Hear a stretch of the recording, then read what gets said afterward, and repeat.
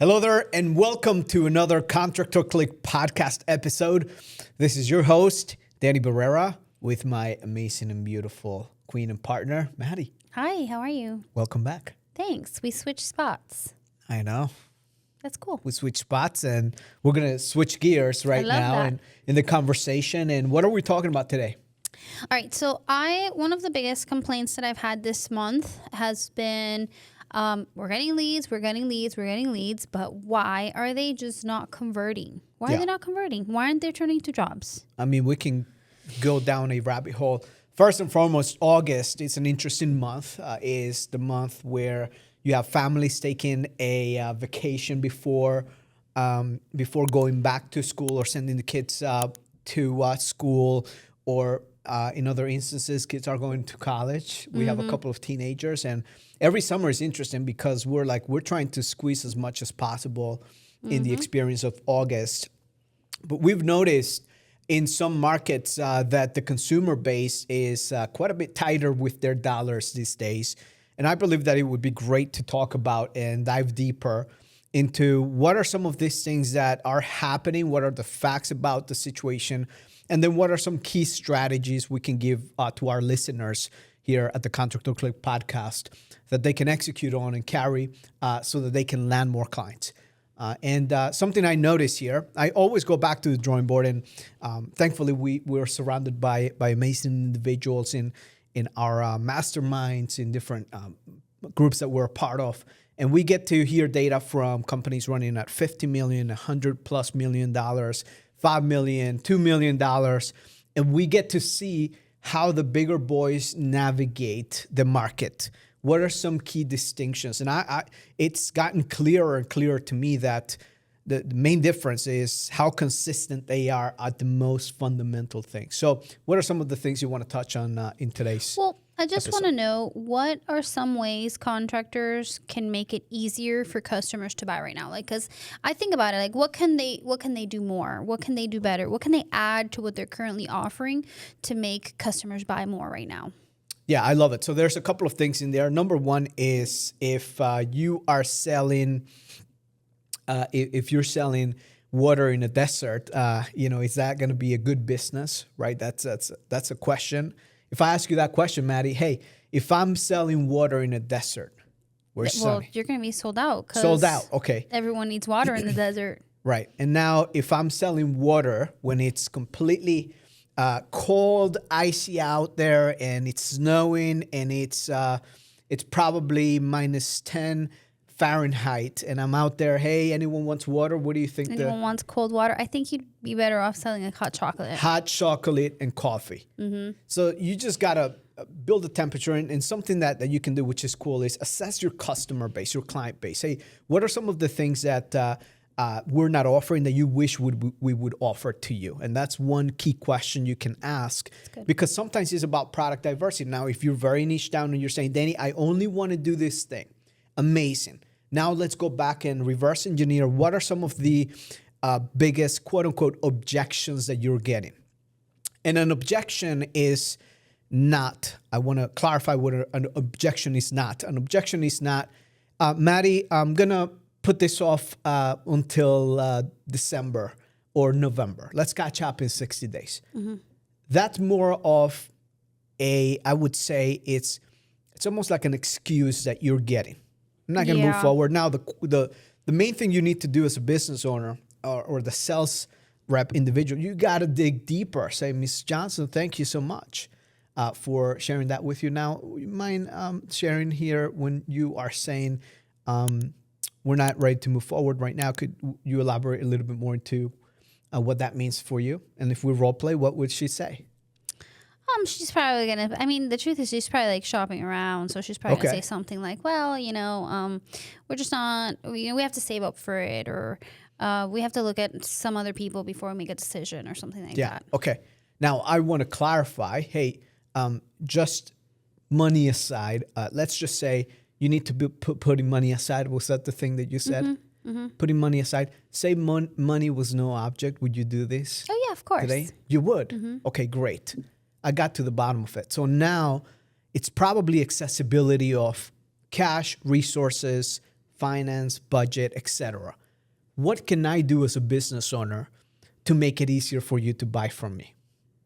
Well, I mean, I think in that situation, like financing would be a great thing. But you've got to have a great program, and the execution of that delivery, it's critical.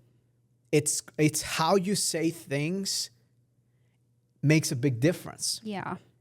Yeah. I think that sometimes, like, contractors get so hung up over what they're selling that they forget to ask those questions, and they forget to ask those things that create that rapport with the person that they're giving an estimate to. Yeah. And I think there's a lot of power in that rapport that you build with the person who you're giving an estimate to. You know what I'm saying?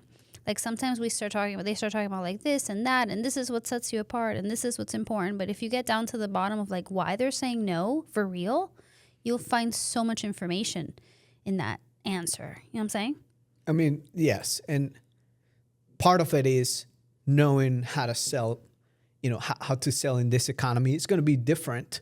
And my job, if I'm selling, my job is to learn how to sell. If that's my job, is to learn how to embrace what the customer is giving me. Hey, thank you so much for letting me know you're going to hold it off. I would agree if I was in your situation. Now, let's just put money aside. Can we put money aside? Would you do this? Yeah, of course. I definitely want this really bad. So would you agree that money is not the objection here, or the main thing that's stopping us? Or like if we remove money out of the equation, wouldn't stop you, you would move forward. Okay, perfect. So if we were able to set you up with an easy payment plan that can get you started with $65 this month, would you move forward with this program? That's cool. Okay, great. So you got to find a way to get yourself into a great financing program. And if you're interested, comment programs here, wherever you're listening, whether it's Spotify, Apple, YouTube, leave us a comment and we'll give you a list of the recommended organizations that offer financing for contractors. And there's a wide array. There's probably 7 to 8 different partners that we've referred our clients over throughout the years. It's important to understand how to deliver that question, because a lot of times what happens is you think that by just mentioning, hey, we offer financing, Mady, and we can get you started. Like that doesn't mean anything. Right. You got to know how to convey the language. And one of the easiest ways is to break down the payment options. So you will notice this with the bigger players. And I like to say bigger players, anyone that's doing north of $10 million a year. Because at that point in time, you're doing more volume. You have a process for sales. You understand what gets a customer to commit, etc. At that point in time, what they do is they come up with offers that you're wondering, how do they do it? Well, they have great partnerships. They have the volume to be able to create special partnerships with the financing programs and so forth. And with our bigger clients, we get to see that as well. They have a great program. They lead in with that. And at that point in time, if it's $45 a month or $65 a month, would you do it? Yeah, of course. Yeah, amazing. Let's cheap. get it. Are you kidding me? What's the worst thing Even that if can it's happen? like $200 a month. Mady, you don't need to make that commitment right now. We could just process the application, see how much you get approved for, and just let's see. It's a soft credit pool. You have nothing to lose, and let's just see. Yeah. Right? Okay, great. Amazing. You get approved. Congratulations, Mady. Oh, you got approved for, this is a $6,500 project. You got approved for $12,000. Would you be interested in adding up a couple of other things? We could look at some special promotions here we have for the walkway sidewalks. Storage, if you offer Okay, so that is salesmanship, etc. So you got to ask yourself, am I truly offering and knowing how to convey the value in that conversation, or am I just trying to tell you, hey, here, drink it. Buy it. It's the best product in the world. Hey, this is the best coffee you've ever had in your life. Drink it. Eat right now. Right. Where I would say, like, Mady, it's coffee right there. Why didn't you try it out? It's so See good. if you like it. Yeah? Yeah, try it out right now. See if you like it. There you go. And let me let me know how it is. Try it out. It's fabulous. It's great. Okay, there you have it. Okay, I did push you there to drink. Anyways, if you're liking this kind of content, make sure you let us know in the comments if you're finding this helpful. We want to bring you valuable content, and this stuff works. This really does work. So again, we've talked about financing and how to deliver that conversation. I would love to hear some real objections that you're getting right now that you're struggling with. Just type them into the chat. We're going to be bringing experts here to have the conversation. But I do recommend just learning how to overcome. Now, the second thing is, if it's not the pricing, let's just say it's the feature or the placement or the product, et cetera. What is it that's going to help you bring cash flow into the business during the slower seasons where people are not consuming at all anything that you're selling? What do you do then, right? What are the strategic key pivots? We have some of our clients that they've gone from offering a one core service offering to now they're offering 2 to 3, making way more profits because number one is they're getting leads. They're like, keep sending the leads. I'm converting the leads. And now they're not even installing the projects. They're sending it off to other partners and contractors. They get a percentage of what they sell the project for. And guess what? They're bringing revenue. We have a client that doesn't leave your house unless he does something for you, period. Whether it's like install your floor or pressure wash your driveway, he's going to do something. Yeah. He's going to do something. So that's a smart, and we had another client who also, I'm thinking of floors right now because it's the only thing that's like coming up really quick. But we had another client who's also doing garage floor coatings. And before he left your house, if you said, no, it's too expensive, he'd be like, well, we also have this grind and seal option for you. And it's, a lot less. And what happens was that he was getting most of the deals that he was going to do estimates for. So I think that price offering different price things that you can have different options is also a very smart thing to have in your arsenal of sales when you're going to a house. Like you got to think about, we're going to sell something like to this person, whatever it is, I think that's smart. Well, that's the starting point is if you are winging it at sales in this economy, this is not the economy to wing it. Let's just make that abundantly clear. If you're listening to anything on this episode, you want to learn how to sell. And if you don't want to sell, hire someone that brings the experience. Hire someone that maybe they're coming out of someone else that might be closing shop that they're bringing experience. We've seen that happen. Some of our clients are getting amazing talent from other businesses that are going out of business. And you know what? They bring experience, talent, and when you put them to play and you're giving them the opportunities, they know how to take advantage of every opportunity. So that's very important. What other questions do you have? How should contractors during this trust recession time? How should contractors deal with a trust recession? Trust recession. So let's address what a trust recession is. The first thing is when you have, let's just say on a marketing agency environment. How many marketers do you hear all the time, right? Hey, 50 leads or it's free. Hey, we're going to do your marketing for free and pay us when you make a sale and do this, do that. At the end of the day, there's a got you in all of those program offerings, 100%. And something that we have been going at here at Contractor Click, and we're not going to change this, by the way, is we're just going to be open and honest. We're going to keep it real from the very first time someone books a time with us on the Click Check Discovery. And we're going to just deal with the facts of what it is that business is going through and just build whatever it is that's a strategy that we're planning out for that individual, that company, based on those facts. And from there, we're going to show you our proven plan, our proven process. And from there on out, either you hire us or that's it. We're not going to go and dance around like we're clowns and having to put makeup. Like that's not how we operate as a business. That's a turnoff for a lot of people. A lot of people love to be, and this is what's happening in the marketplace when you have contractors offering the same service at a lower price in the market. So the homeowner now starts asking themselves, who do I trust? I mean, I have someone selling me this type of class at the exact same thing for $3,000 less. And then I have this other company here trying to sell me the same thing. And I have this other company and that other company and that other company. They're all doing the same. They have the exact same pitch. I mean, their websites look exactly the same. It looks like they pretty much copy each other. Who do I trust?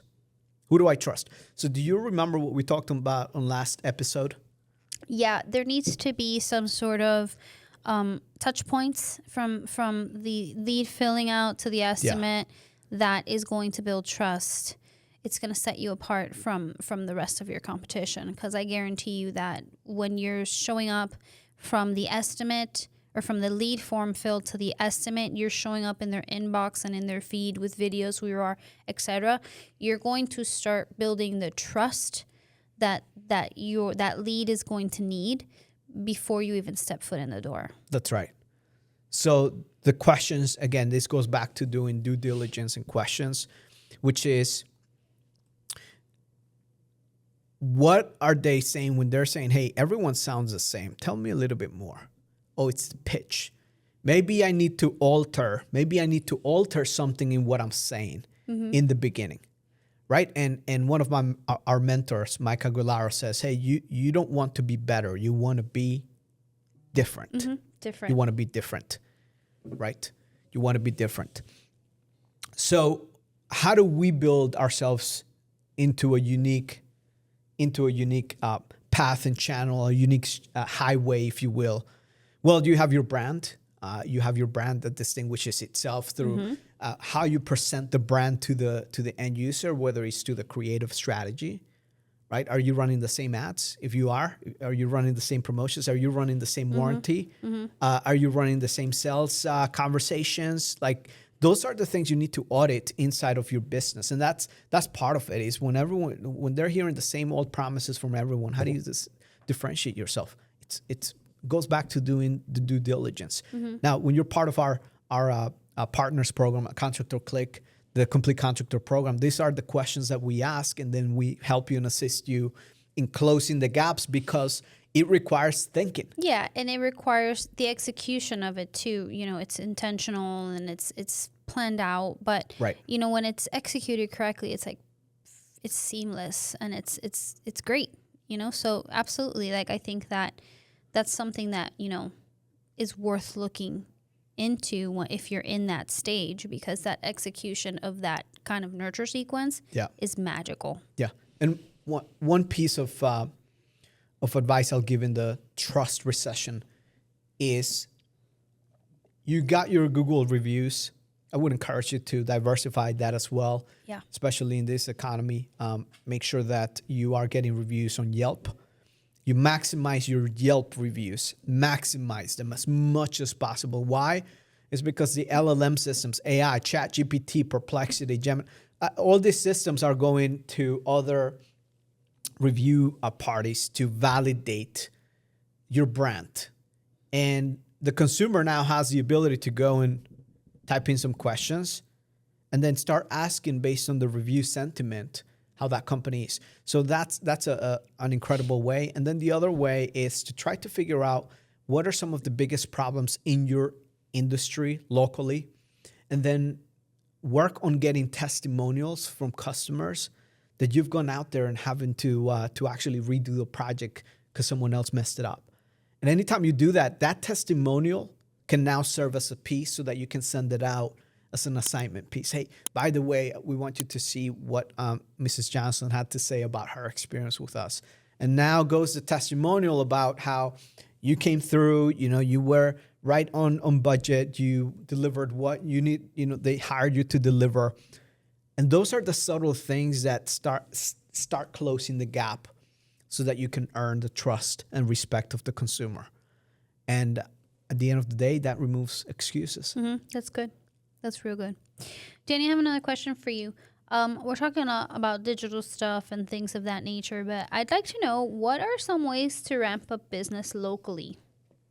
Ooh, that's exciting. If you want to ramp up business locally, you think about everything in your community. Now with ChatGPT, you can ask it to keep you posted. What are the upcoming events? What are the current events, the past events, anything that is happening in your community? You want to be seen as the mayor. Now, think about it. What if Mady was the mayor of Boca Raton? What if everyone knew your name? Yeah, that'd be cool. Like, they'd want to, always do business. What would you be doing to the community if you were the mayor? Showing up everywhere. Showing up where? Everywhere. Showing up in the local fairs, showing up in the Chamber of Commerce kind of things, showing up in business groups, that meet in my city, I'd be showing up everywhere. Yeah, showing up everywhere. And hey, if I want to get into certain communities, let's just say that my demographic was catering to the older demographic, right? They're retired, they love playing golf, etc. Hey, I would be creating special events that gets them to come in, or I would tap into existing events that I would go and sponsor those events, Correct. right? So there's communities. Now when business is slow specifically, here's what I want to encourage you to do: is you got to build a model, which the model is like green, orange, red. It's like the what do you call it? Stoplight. The stoplight system in your business, and you call it whatever you want to call it. I'm not going to share what we call it internally here, but that system essentially is going to help you determine when your business is in red, meaning I don't have any job schedule on the books. I'm on red. I mean, and when you're on red, everyone hands on deck. That means we're going to be going out and delivering, what do you call the flyers? Post cards, introducing myself to businesses. All of our team members are going to go out there and take advantage of that opportunity. So if you're not training, you're going out there and letting your team members know, hey, look, I want to take you guys out to lunch. But before we do that, we're going to hit a couple of spots here. And then we're going to do our own community tour and make sure that we introduce ourselves in the community. That's going to get your foot in the door in conversations. Yes, there is networking groups, which is great. But what I tell you is when you get yourself involved in the community, you truly get to know the people. You truly get to know the individuals that are moving things around. And my brother Basai, he's a great community individual. He's always out there, very well known. He was part of different galas in Long Island, New York, for the healthcare company he was working at, and he was very well known. He was very well known. They gave him the entire, I think it was Nassau and Suffolk County. He started out as a local manager for one city, and then he went regional. How did he do it? Is by tapping into the local community at a deeper level. Now, that's going to require, sweat equity. Yes. It's going to require, but that's going to, on the other side, is going to get you known. And then when they see your ad and they see your trucks and they see you and they see, oh, I know the owner of that company. Oh, that's the owner of that company. And then you boost an ad for $5 a day to that market, just showing your face. So to answer your question, what was the question again? The question is, what are some local ways to ramp up business? Did that answer your question? Yeah, that definitely did. Yes. So get involved, have fun, let your teammates have fun. We were just looking at a couple of contractors in North Carolina yesterday. The entire crew, which is like 6 people, all of them have Facebook accounts. And each one of them has over 50,000 followers. What do they do the whole day? The crew just basically documents their day. That's it. Like having fun. And it's very. And that's it's very not while they're working. Sometimes they are like laying brick and doing whatever it is. Yeah, but the way that they show up when they're laying brick and whatnot is like showing like, look how fast we are, look how clean and precise. And then that's very interesting because as a consumer, if I'm seeing the way that they're laying brick and it's super concise, precise, I'm seeing how it's being built, and I'm seeing that it's being built super solid and it's being built in a way that's very efficient. For me, that creates trust because I'm like, oh, these guys are going to build like the best wall. Oh, yeah, that's exactly what they were talking about because they were working in 3 different projects. And by the way, they're Latino brothers, Hispanics, and they're doing amazing work. Now, they were talking about how this one project ended up working, getting them into a couple of other projects, and they got a commercial project. And they capture like between this project and that project and that project, I mean, the day-to-day, you get an inside view into these individuals' lives. So that's another way. It's not tapping into the community, but it's tapping into social, which only leads me to this final point here, is that if you are struggling in business, and by struggling means like you're having a hard time putting food on the table, start with the stoplight system. Map it out. When my business only has one job booked for the next week, and that's all I have. I'm on code red. What are the top 3 things that I know I can do? Sweat equity, don't require more ad spend, don't require for me to contact Contractor Click or any marketing agency. I can do myself. And then what can my team help me do and accomplish, right? Doing code red. And then you teach your team how to execute. Hey, guys, let me introduce you to the code red, right? Then you go to the orange or the yellow. And then what happens there? It's like, hey, we got a couple of jobs here in the next 2 weeks, but we got to make sure we're 4 to 6 weeks out, right? And at that point in time, you're noticing, okay, well, we got some time, maybe Friday afternoons after we're done with the last job, we're going to go into the community, just make sure we shake hands and do this and that.